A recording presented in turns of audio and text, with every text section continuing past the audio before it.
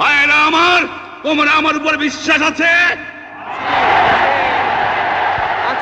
আমি প্রধানমন্ত্রিত্ব চাই না, আমরা দেশের মানুষের অধিকার চাই।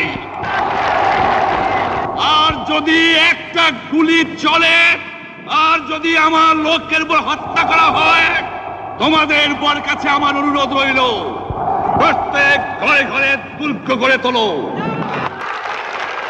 যে পর্যন্ত আমার এই দেশের মুক্তি না হবে, খাজনা ট্যাক্স বন্ধ করে দেওয়া হলো, কেউ দেবে না।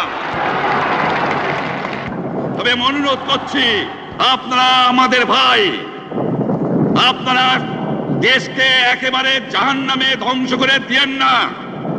জীবনে আর কোনোদিন আপনাদের মুখ দেখা দেখি হবে না। যদিও আমরা শান্তিপূর্ণভাবে আমাদের ফয়সলা করতে পারি, তাহলে অন্তপক্ষে ভাই ভাই হিসেবে বাস করার সম্ভাবনা আছে। সেই জন্য আপনাদের অনুরোধ করছি, আমার এই দেশে আপনারা মিলিটারি শাসন চালাবার চেষ্টা আর করবেন না। প্রধানমন্ত্রিত্ব দিয়ে আমাকে নিতে পারে নাই, ফাঁসি কাজটা আসামি দিয়ে আমাকে নিতে পারে নাই। যে রক্ত দিয়ে আপনারা আমাকে একদিন জেলের থেকে বার করে নিয়ে এসেছিলেন, এই রেসকোর্স ময়দানে আমি বলেছিলাম আমার রক্ত দিয়ে আমি রক্তের ঋণ শোধ করবো, মনে আছে? আমি রক্ত তোমার জন্য প্রস্তুত। আমাদের মিটিং এইখানেই শেষ। আসসালামু আলাইকুম।